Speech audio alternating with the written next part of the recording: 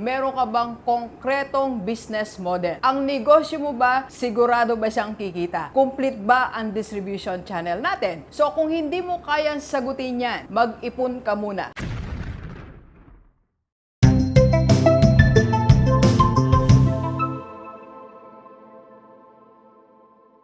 Okay, sagutin natin.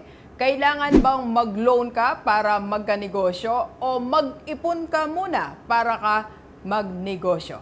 Okay? Pag-usapan natin. Let's go. Let's go. So, para sa mga gustong magnegosyo na nalilito kung maglo-loan dahil sa daming naririnig sa YouTube, sa TikTok, sa social media platforms na kailangan you use your other people's money para ka magka-negosyo. Okay? So, gusto nating gumaya, di ba? Pero ang tanong, meron ka bang konkretong business model? Ang negosyo mo ba, sigurado ba siyang kikita? Complete ba ang distribution channel natin? So, kung hindi mo kayang sagutin yan, mag-ipon ka muna. Habang nag-iipon ka, gandahan mo ang idea mo. Okay? At pag nakapag-ipon ka na ng kaunti, you have to launch. Kasi sa negosyo, tandaan po natin, you just need seed money. Ang kailangan mo lang seed. Seed money. So, you can start sa maliit mong puhunan. So, mag-ipon ka, sa lagi ko sinasabi, mag-ipon ka ng capital mo. Mag-ipon ka ng for 6 months, for 1 year. Pag-ipunan mo, habang pinag-iisipan mo negosyo mo. Then, pag nakakita ka na ng kakaibang opportunity or bigger opportunity, sigurado ka na, nalatag mo na ulit ang yung business model, nalatag mo na ang distribution channel mo, alam mo na ang mga revenues or streams of income dyan sa negosyo mo, that's the only time that you will loan money. Kailangan kumita muna ang negosyo mo. Hanggat wala siyang kita, huwag kang mag-loan. Okay? Sa mga first few months ng negosyo mo, kailangan makabenta ka muna. Benta muna ng benta. So, hanggat wala ka pong nabebenta sa negosyo mo for the first few weeks or first few months of running your business, hanggat wala pang bumibili, wala ka pang karapatan na mag-loan to fuel your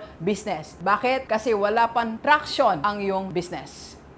Thank you for watching. We are inviting you to attend our free webinar on how to save and invest the right way and how to avail sa Kaiser. PM na sa personal FB ko po.